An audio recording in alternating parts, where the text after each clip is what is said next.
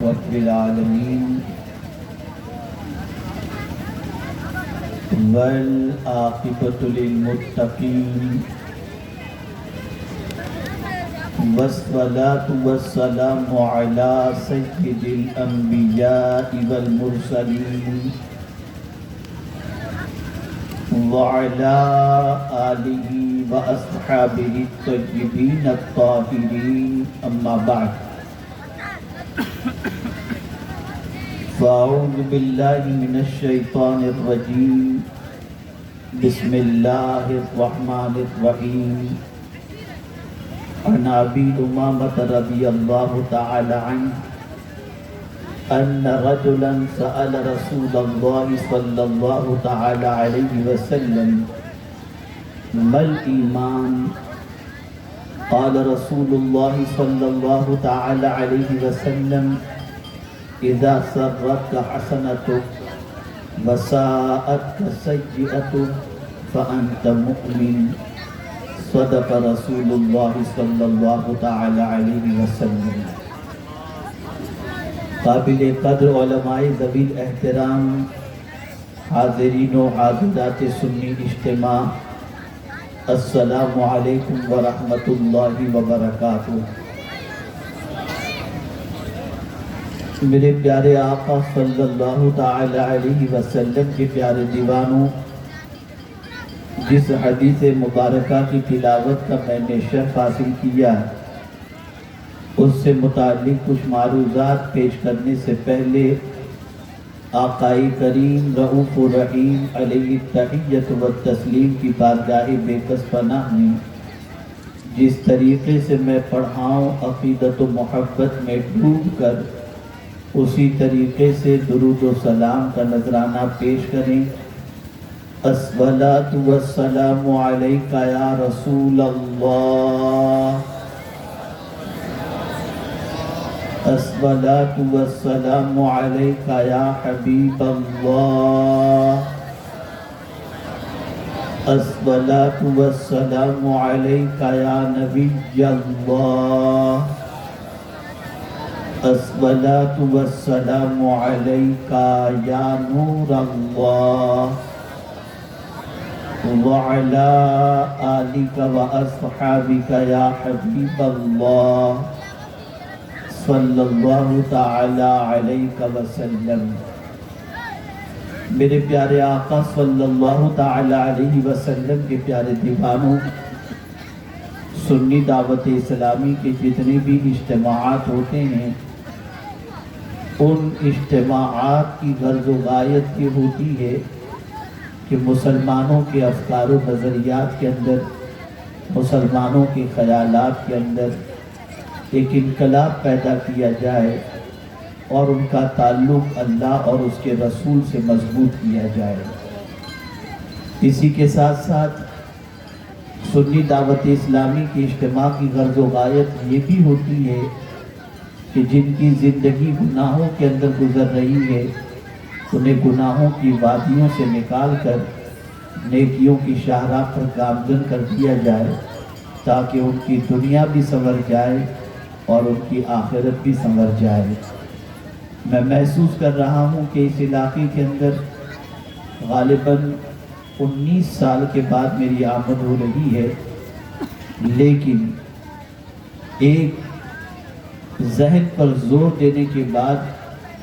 اگر میں یہ سوچوں تو غلط نہ ہوگا اور کہوں تو غلط نہ ہوگا کہ 19 سال کے باوجود بھی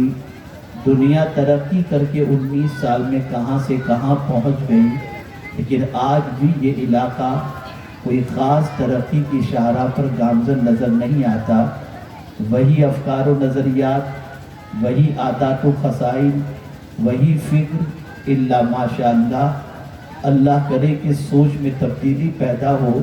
اور جس طرح دنیا ترقی کی راہ پر گامزن ہے، اسی طریقے سے ہمارا یہ علاقہ بھی اور علاقے کے باشندے بھی ترقی کی راہ پر گامزن ہو جائیں۔ میرے پیارے آقا صلی اللہ علیہ وسلم کے پیارے دیوانوں، اگر 19 سال کے اندر ترقی ہوئی ہے تو بس اتنی ترقی ہوئی کہ 19 سال پہلے نہ لڑکوں کے ہاتھ میں موبائل تھا نہ لڑکیوں کے ہاتھ میں،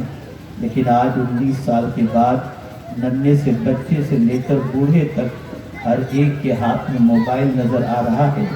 مجھے یہ نہیں معلوم کہ موبائل میں وہ کیا کرتے ہیں، کیا دیکھتے ہیں، کیا سنتے ہیں اور اپنے اوقات کن کاموں کے اندر خرچ کرتے ہیں۔ میرے پیارے آقا صلی اللہ تعالی علیہ وسلم کے پیارے دیوانوں، میں زیادہ وقت آپ کا لینے کی بجائے آپ کی سوچ کی تھوڑی سی اصلاح کرنا چاہوں گا، اور چاہوں گا کہ تھوڑی دیر کے اندر آپ اپنے دل و دماغ کو منور و مجلہ کر کے اٹھیں۔ یقیناً مجھ سے بیشتر جتنے بھی واعظین تشریف لائے، مبلغین تشریف لائے، انہوں نے کچھ نہ کچھ آپ کے ضمیر کے حوالے، کچھ نہ کچھ آپ کے دل کے حوالے انہوں نے باتیں رکھی ہوں گی جو آپ کے لیے کارآمد اور مفید ہوں گی۔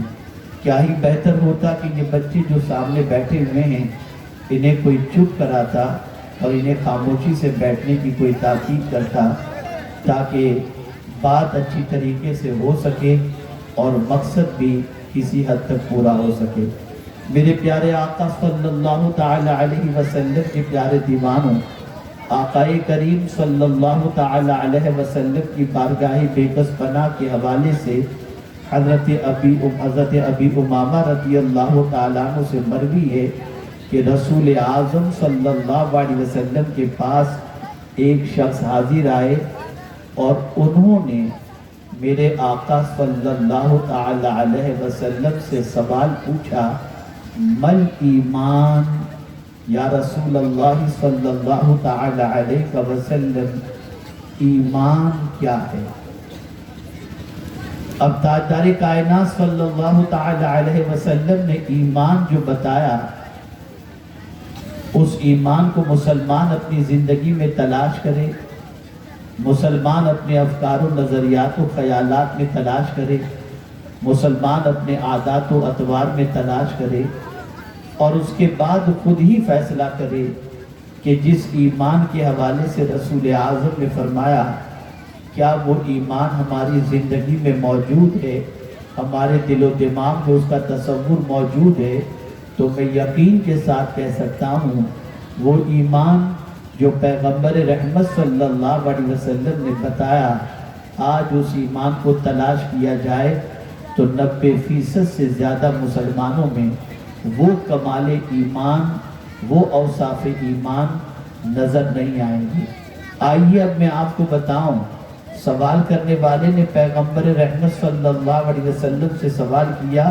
مل ایمان یا رسول اللہ، ایمان کیا ہے اے اللہ کے رسول صلی اللہ علیہ وسلم؟ تو میرے آقا صلی اللہ علیہ وسلم نے فرمایا، اذا سرت کا حسنۃ وساءت کا سیئۃ فانت مؤمن۔ میرے آقا صلی اللہ علیہ وسلم نے فرمایا، جب تیری نیکیاں تجھے خوش کر دیں اور تیرے گناہ تجھے رنجیدہ کر دیں، بس تو مومن ہے۔ پتہ یہ چلا کہ نیکی کر کے خوش ہونا اور گناہ کر کے افسردہ ہونا یہ صاحب ایمان کی علامت ہے، اور جو نیکی کر کے خوش ہوتا ہے اور گناہ کر کے غمگین ہوتا ہے، کوئی اسے کچھ بھی کہے، مصطفیٰ جان رحمت کا فتویٰ یہ ہے کہ وہ بندہ مومن ہے۔ آج دیکھیے میرے پیارے آقا صلی اللہ علیہ وسلم کے پیارے دیوانوں، مسلمانوں میں نیکیوں کا شوق ختم ہو چکا، مسلمانوں میں نیکیوں کا جذبہ ختم ہو چکا، مسلمانوں میں نیکیوں کی لالچ ختم ہو چکی، مسلمانوں کا نیکیوں کی طرف بڑھنا کم ہو چکا، مسلمانوں کے اندر نیکی کا جذبہ کم ہو چکا، مسلمانوں کا اپنے اعمال نامے کو نیکیوں سے بھرنے کا جذبہ ختم ہو چکا۔ آج اگر ہم دیکھیں تو ایک زمانہ یہ تھا کہ مسلمان نیکی کر کے خوش ہوتا تھا، اور آج کا مسلمان اپنی تباہی اور بربادی کی سب سے بڑی وجہ معاذ اللہ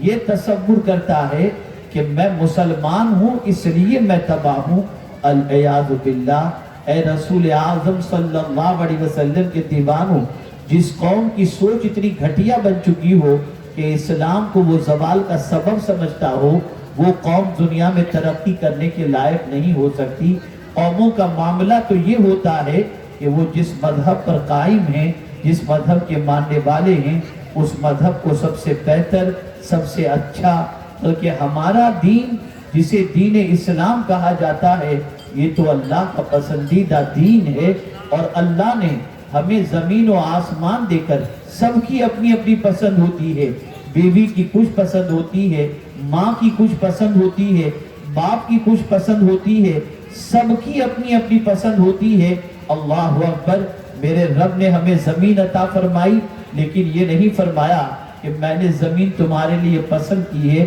آسمان عطا فرمایا، یہ نہیں فرمایا کہ آسمان تمہارے لیے پسند کیا ہے۔ چاند و سورج اس نے عطا فرمائے، یہ نہیں فرمایا کہ چاند و سورج میں نے تمہارے لیے پسند کیا۔ لیکن جب پروردگار دین اسلام کی بات کرتا ہے تو فرماتا ہے رضیت لکم الاسلام دینا، تمہارے لیے میں نے اسلام کو پسند کر لیا دین کی حیثیت سے۔ پتہ یہ چلا دین اسلام اللہ کا پسندیدہ ہے۔ میرے پیارے آقا صلی اللہ تعالی علیہ وسلم کے پیارے دیوانوں، یہ بات ذہن کے اندر محفوظ کر لیں، پروردگار جل جلالہ کے بندے، مومن بندوں کی شان یہ ہوا کرتی ہے وہ نیکیوں سے منہ نہیں چڑھایا کرتے، نیکیوں سے منہ نہیں چھپایا کرتے، نیکیوں سے منہ نہیں چرایا کرتے، بلکہ وہ نیکیوں کے عادی بنتے ہیں، نیکیوں کے سلسلے میں آگے بڑھنے کی کوشش کرتے ہیں۔ آج سلام ہی کو لے لیجئے، سلام کتنی بڑی نیکی ہے۔ اگر آپ کسی کو السلام علیکم کہتے ہیں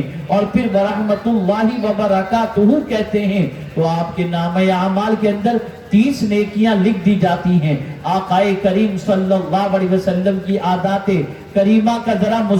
ملاحظہ کریں تو آپ کو محسوس ہوگا۔ آج شوہر بیوی کو سلام کرنے کے لیے ہچکچاتا ہے، امیر غریب کو سلام کرنے کے لیے ہچکچاتا ہے، سیٹھ نوکر کو سلام کرنے کے لیے ہچکچاتا ہے، استاد شاگرد کو سلام کرنے کے لیے ہچکچاتا ہے، پیر مرید کو سلام کرنے کے لیے ہچکچاتا ہے۔ لیکن پیغمبر رحمت سے بڑھ کر اللہ نے کسی انسان کو پیدا نہیں کیا، لیکن رسول اعظم صلی اللہ تعالی علیہ وسلم کی عادت کریمہ کے حوالے سے مدینے کی گلی کے بچے یہ کہتے ہیں کہ کبھی سرکار نے ہم کو پہلے سلام کرنے کا موقع ہی نہیں دیا، بلکہ ہمیشہ سرکار نے ہم کو پہلے سلام کیا ہے۔ آپ اندازہ لگائیں، رسول رحمت تو ہمیں نیکیوں کی لالچ دے رہے ہیں، نیکیوں کو حاصل کرنے کا موقع دے رہے ہیں، نیکیوں کے حصول کا جذبہ دے رہے ہیں، لیکن امت مسلمہ کا حال یہ ہے کہ نیکیوں سے منہ چرا رہی ہے، نیکیوں سے اپنے دامن کو خالی رکھ رہی ہے۔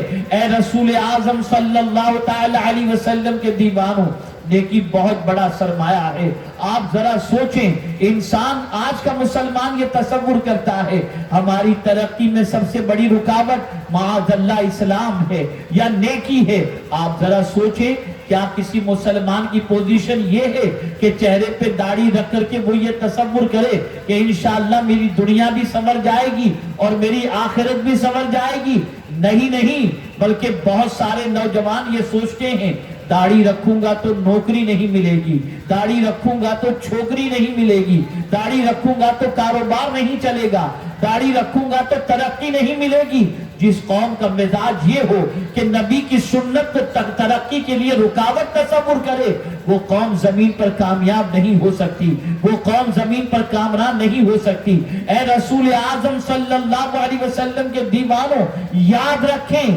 صحابہ کرام کا معمول یہ تھا کہ نیکی میں کسی کو آگے نکلنے ہی نہیں دیتے تھے۔ چھوٹی سی چھوٹی نیکی کا موقع مل گیا تو کرتے چلے جاتے، کسی کو آگے نکلنے نہ دیتے۔ اللہ اکبر، آپ اندازہ لگائیں، آج انسان بڑا ہو جائے تو اس کے بعد نیکیوں کا تصور، نیکیوں کا جذبہ سرد پڑتا چلا جاتا ہے۔ لیکن آپ اندازہ لگائیں، سیدنا صدیق اکبر رضی اللہ المولا تبارک و تعالی عنہ کی حیات طیبہ کا مطالعہ کریں تو آپ کو پتا چلے گا امیر المؤمنین سیدنا صدیق اکبر رضی اللہ تعالی عنہ کی عادت تھی کہ مدینے کی ایک گلی سے گزرا کرتے تھے۔ اس گلی کے اندر کچھ بچیاں رہتی تھیں جن کو بکری کا دودھ نکالنا نہیں آتا تھا، تو صدیق اکبر ان بچیوں کی بکری کے دودھ کو نکال کر دو کر انہیں دے دیا کرتے تھے۔ رسول اعظم کا وصال ہوا صلی اللہ علیہ وسلم،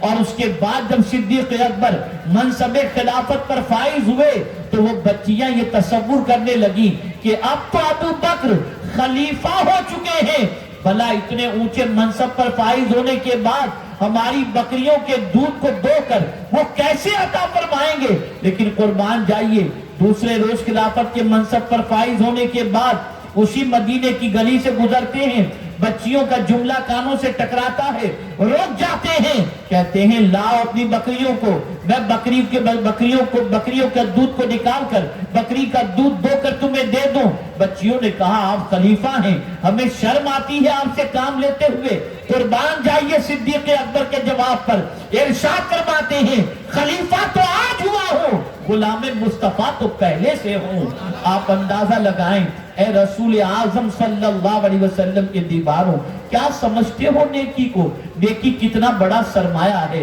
कयामत में करेंसी काम नहीं आएगी, कयामत में बंगला काम नहीं आएगा, कयामत में डॉलर काम नहीं आएंगे, कयामत में रुपया काम नहीं आएगा, कयामत में नेकियां काम आएंगी। इसलिए आकाए करीम सल्लल्लाहु अलैहि वसल्लम ने हर मौके पर नेकी हासिल करने का और नेकी करने का मौका अता फरमाया। यहां तक फरमाया किसी मुसलमान से मुस्कुरा करके मिलो, इस पर भी अल्लाह तुम्हें सदके का सवाब अता फरमाता है। ए रसूल आजम सल्लल्लाहु ताला अलैहि वसल्लम के दीवारों, तो अर्ज करने का मंशा ये है कि नेकी करके कभी ये न सोचना कि आप जो है घाटे के अंदर हो, आप खसारे के अंदर हो। नहीं नहीं, बल्कि जब जब अल्लाह नेकी की तौफीक अता फरमाए, उस नेकी को करने के बाद अपने कल्ब में सुरूर महसूस करो, अपने कल्ब के अंदर खुशी महसूस करो कि उस करीम का करम है कि उसने हमें नेकी हासिल करने की तौफीक अता फरमाई। आइए मैं आपको बताता हुआ चलूं,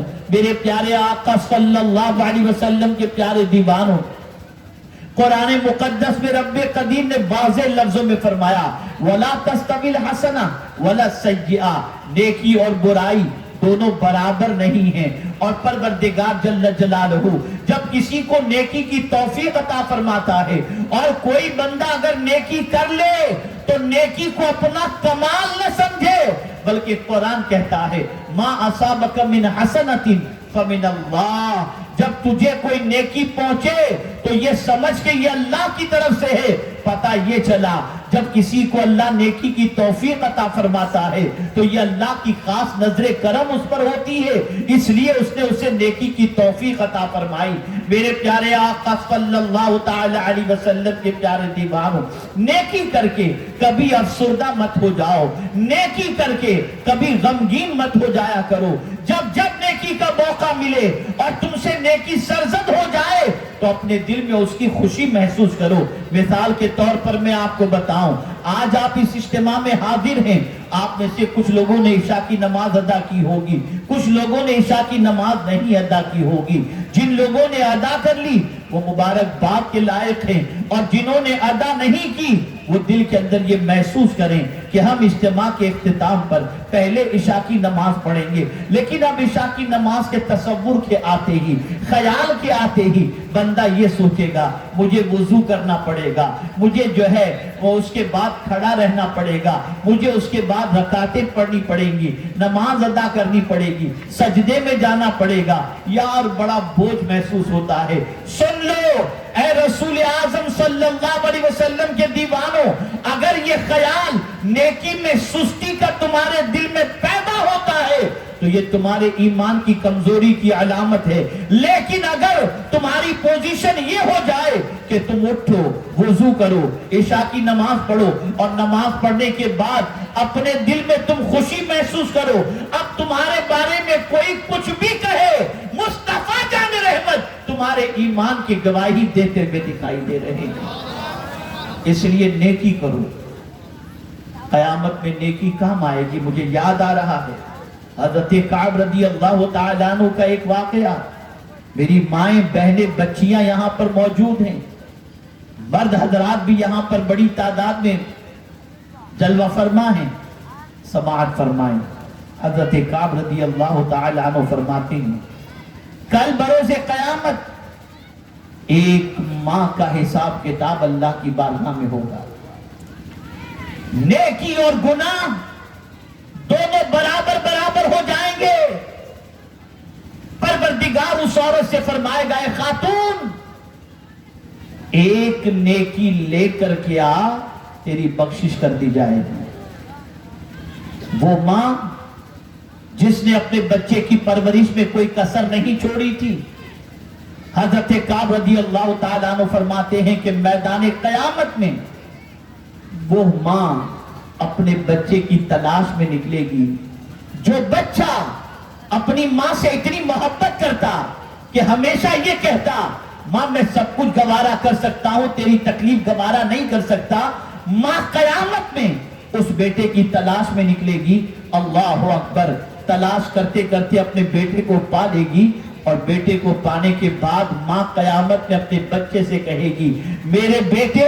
میری نیکی اور میری نیکیاں اور میرے گناہ دونوں برابر ہو چکے ہیں. اللہ نے فرمایا ہے ایک نیکی لے کر کے آ، تیری بخشش ہو جائے گی. میرے بیٹے میں تیرے پاس آئی ہوں، مجھے ایک نیکی دے دے تاکہ اللہ میری بخشش فرما دے، میری مغفرت فرما دے. قیامت کے دن بیٹا اپنی ماں سے کہے گا ماں آج کے دن میں تیری کوئی مدد نہیں کر سکتا. ماں لرز جائے گی، ماں کانپ جائے گی، اور کانپتے ہوئے لرزتے ہوئے اپنے بیٹے سے کہے گی اے میرے لخت جگر، میں نے 9 مہینے تک تجھے اپنے شکم میں اٹھا کے رکھا، اور تو جب تک شکم میں رہا میں نے ہر قسم کی پرہیزی کی، میں نے تکلیفیں برداشت کی. بیٹے اس کے صدقے میں ایک نیکی دے دے. بچہ کہے گا ماں میں آپ تجھے ایک نیکی نہیں دے سکتا. ماں کہے گی میرے بیٹے میں نے 2 سال تک تجھے دودھ پلایا ہے، مجھے ایک نیکی دے دے. بیٹا کہے گا ماں میں تجھے آج ایک نیکی نہیں دے سکتا. ماں کہے گی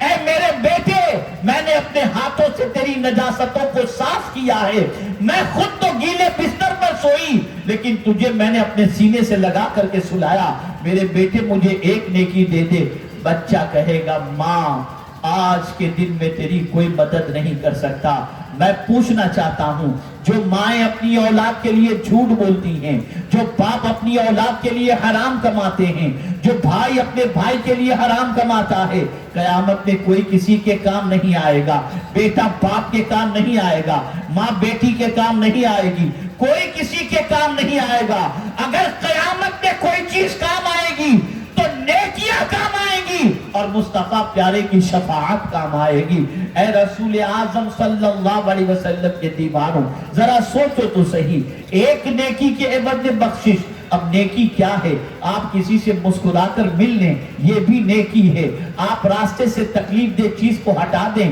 یہ بھی نیکی ہے. آپ سلام کریں، یہ بھی نیکی ہے. آپ کسی سے مصافحہ کریں، یہ بھی نیکی ہے. آپ اندازہ لگائیں اے رسول اعظم صلی اللہ تعالی علیہ وسلم کے دیوانوں، جن نیکیوں کو آج کا مسلمان چھوٹی اور حقیر سمجھ کر کے چھوڑ رہا ہے، وہی نیکی کل بروز قیامت اسے کام آئے گی. کاش کہ مسلمان نیکیوں کا حریص ہو جاتا، نیکیوں کا لالچی ہو جاتا، نیکیوں کا فکر مند ہو جاتا، نیکیوں کے سلسلے میں آگے نکلنے کی کوشش کرتا. تاریخ گواہ ہے جب تک مسلمان نیکیوں کے سلسلے میں دنیا سے آگے نکلنے کا جذبہ رکھتے تھے، دنیا کی کوئی قوم مسلمان سے آگے نہیں نکلتی تھی. لیکن آج کا مسلمان نیکی کے معاملے میں سربہری کا مظاہرہ کر رہا ہے، سستی کا مظاہرہ کر رہا ہے. اور آج کا مسلمان نیکی کو بہت زیادہ ضروری اور امپورٹنس دیتا ہوا نظر نہیں آتا.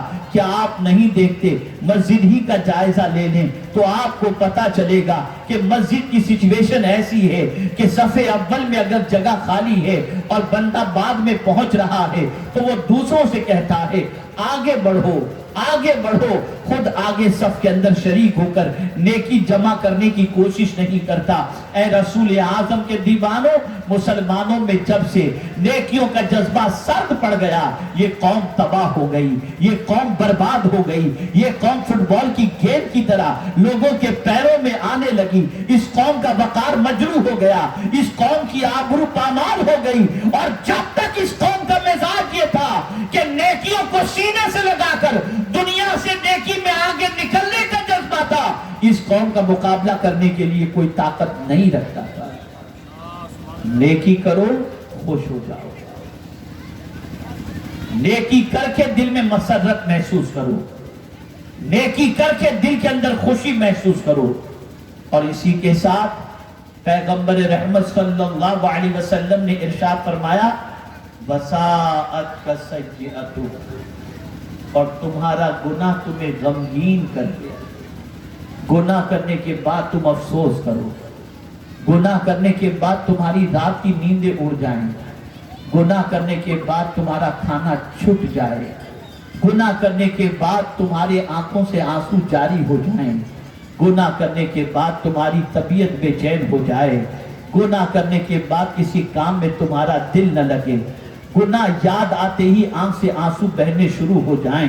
گناہ تمہیں غمگین اور رنجیدہ کر دے۔ اگر یہ کیفیت تمہاری بن جاتی ہے تو مصطفیٰ جان رحمت ارواحنا فداہ صلی اللہ علیہ وسلم فرماتے ہیں فانت مؤمن۔ لیکن آج مسلمانوں کا حال دیکھیے، گناہ کر کے مسکرا رہا ہے، گناہ کر کے کہے لگا رہا ہے، گناہ کر کے اس کا تذکرہ فخر سے دوسروں سے کر رہا ہے۔ تجھے معلوم ہے مجھ پر کتنی لڑکیاں مر مٹتی ہیں، تجھے معلوم ہے مجھے کتنے لڑکے گھورتے ہیں، تجھے معلوم ہے مجھے کتنے میسیجز آتے ہیں، تجھے معلوم ہے مجھے کس کس طریقے سے لوگ دیکھتے ہیں۔ العیاذ باللہ، جس قوم کا حال یہ ہو کہ اللہ کی نافرمانی کرنے کے بعد وہ قوم فرحت محسوس کر رہی ہو، خوشی محسوس کر رہی ہو، میرا مولا اس خوشی محسوس کرنے والے سے دنیا کی خوشی بھی چھین لیتا ہے اور آخرت کی خوشی بھی چھین لیتا ہے۔ گناہ اتنی خطرناک چیز ہے کہ گناہ انسان کے دل پر ایک سیاہ دھبا لگا دیتا ہے، گناہ کرنے والا ہمیشہ بے چین رہتا ہے، گناہ کرنے والا کمزور ہو جاتا ہے، گناہ کرنے والا بزدل ہو جایا کرتا ہے۔ تاریخ اٹھا کر کے دیکھو، جب کسی اللہ والے کو اللہ عز و جل کے فضل سے ولایت کا مقام نصیب ہوا یا اللہ عز و جل نے انہیں کوئی مرتبہ عطا فرمایا، انجانے میں کوئی گناہ سرزد ہو گیا ہوتا اور وہ یاد آ جاتا تو آنکھ سے آنسو نکل جاتے۔ حضرت عبداللہ ابن مبارک کا واقعہ دیکھیں، اللہ اکبر۔ حضرت عبداللہ ابن مبارک رضی اللہ المولا تبارک و تعالی عنہ نے ایک نوجوان کو دیکھا، راستے کے ایک کنارے پر کھڑے ہو کر آنسو بہا رہا ہے اور رو رہا ہے، آنکھوں سے آنسوؤں کا سیلاب جاری ہے۔ حضرت عبداللہ ابن مبارک رضی اللہ تعالی عنہ نے محسوس کیا کہ شاید یہ نوجوان یہاں کھڑا رہ کر اس لیے رو رہا ہے کہ اس کی کوئی چیز گم ہو گئی ہے یا کسی نے آنے کا وعدہ کیا تھا اور وہ نہیں پہنچا، اس لیے وہ رو رہا ہے۔ حضرت عبداللہ ابن مبارک وہیں کھڑے رہ کر اس نوجوان کا انتظار کرتے ہیں کہ کب وہاں سے ہٹے اور میں محسوس کروں کہ اس کا کام بن چکا ہے۔ لیکن کافی دیر تک جب وہ نوجوان وہاں سے نہیں ہٹتا اور آنسو بہتے ہی جا رہے تھے تو حضرت عبداللہ ابن مبارک پہنچے، اس کی پیٹھ پر ہاتھ رکھا اور فرمایا نوجوان بتا کیا بات ہے، یہاں کھڑے رہ کر تو کیوں رو رہا ہے، کیا وجہ ہے کہ اس جگہ پر کھڑے رہ کر تو آنسو بہا رہا ہے، کیا کوئی گم ہو گیا یا کسی کے آنے کا انتظار ہے اور وہ نہیں آیا ہے؟ عرض کرتا ہے حضور یقین مانیں میری کوئی چیز گم نہیں ہوئی اور میں نہ کسی کا انتظار کرتا ہوں، بس معاملہ صرف اتنا ہے کہ جس جگہ پر کھڑے ہو کر کے میں رو رہا ہوں میری زندگی میں ایک مرتبہ اسی جگہ پر مجھ سے ایک گناہ سرزد ہو گیا تھا، آج جب میں اس جگہ پر پہنچا ہوں تو میرا وہ کیا ہوا گناہ مجھے یاد آ گیا، میں لرز گیا اس لیے کہ زمین میرے گناہ پر گواہ ہے۔ قیامت میں میرے خلاف یہ زمین جب گواہی دے گی کہ اس بندے نے یہاں پر گناہ کیا تھا تو میں اپنے کریم کو کیا جواب دوں گا، اس لیے اس زمین کے پاس کھڑے رہ کر آنسو بہا رہا ہوں تاکہ میرا مولا آنسوؤں کے صدقے میں زمین پر گناہوں کے لگے ہوئے دھبوں کو مٹا دے اور میرا مولا مجھ سے راضی ہو جائے۔ آپ اندازہ لگائیں گناہ یاد کر کے پہلے کے نوجوان رویا کرتے تھے اور آج کا نوجوان گناہ کی تلاش میں بھٹک رہا ہے، گناہ کے انتظار میں بھٹک رہا ہے، گناہ کے دلدل میں ڈوب جانے کے لیے بھٹک رہا ہے،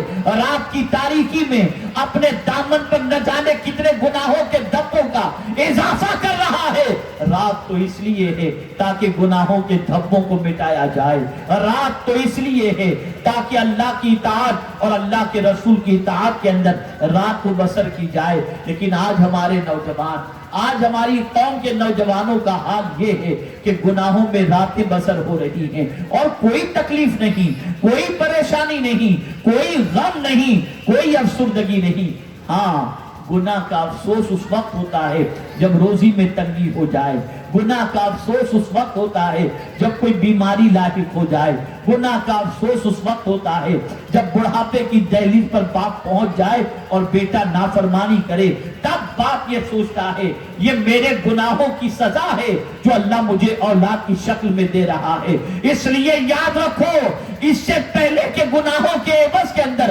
مولا کی طرف سے کوئی پکڑ ہو جائے، اللہ کی بارگاہ میں گناہوں پر شرمندگی کی وجہ سے ندامت کے آنسو بہاؤ تاکہ میرا مولا گناہوں کو معاف فرما دے اور گناہوں پر پروردگار جل جلالہ عفو کرم کی قلم چلا دے۔ میرے پیارے آقا صلی اللہ تعالی علیہ وسلم کے پیارے دیوانوں، مومن کا حال یہ ہوتا ہے، وہ گناہ کر کے چین سے نہیں سوتا، وہ گناہ کر کے افسردہ ہو جاتا ہے اور یہ سوچتا ہے رزق میں نے خدا کا کھایا، رزق میں نے خدا کا کھایا، لباس میں نے خدا کا دیا ہوا پہنا، طاقت میں نے خدا کی استعمال کی، اب میرا مولا قیامت میں مجھ سے پوچھے گا میرے بندے میں نے تجھے جوانی عطا کی تھی، طاقت عطا کی تھی، تو نے کس کام کے اندر خرچ کی، تو میں اپنے کریم کو کیا جواب دوں گا؟ اللہ اکبر! اے رسول اعظم صلی اللہ علیہ وسلم کے دیوانوں، اگر کوئی شخص گناہوں کو یاد کر کے، کوئی شخص گناہوں پر شرمندہ ہو کر،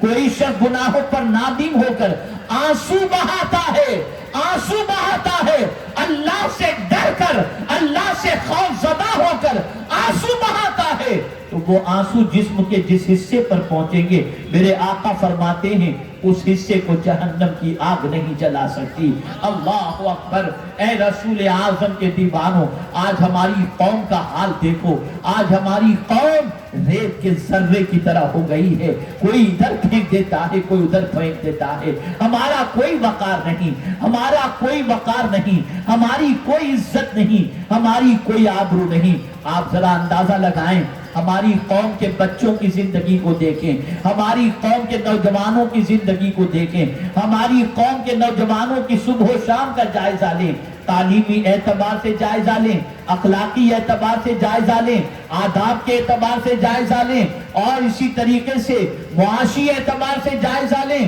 تو ہمیں پتہ چلتا ہے کہ ہماری قوم کا نوجوان تباہی کے دلدل میں پھنسا ہوا ہے، ڈوبا ہوا ہے۔ اللہ اکبر! اس کی وجہ کیا ہے؟ وجہ سب سے بڑی یہ ہے کہ ہماری قوم کے لوگوں نے گناہوں کو حقیر سمجھنے کی بجائے گناہوں کو دنیا کی لذت سمجھ کر اسے سینے سے لگا لیا۔ آئیے ایک حدیث مبارکہ آپ کے گوش گزار کر کے اپنی گفتگو کو اختتام کی طرف لیتا ہوا چلوں۔ اللہ اکبر! ام المؤمنین حضرت عائشہ صدیقہ رضی اللہ تعالی عنہا نے پیغمبر رحمت ارواحنا فداہ صلی اللہ علیہ وسلم سے دریافت فرمایا، یا رسول اللہ صلی اللہ تعالی علیہ وسلم، کیا کوئی خوش نصیب ایسا بھی ہے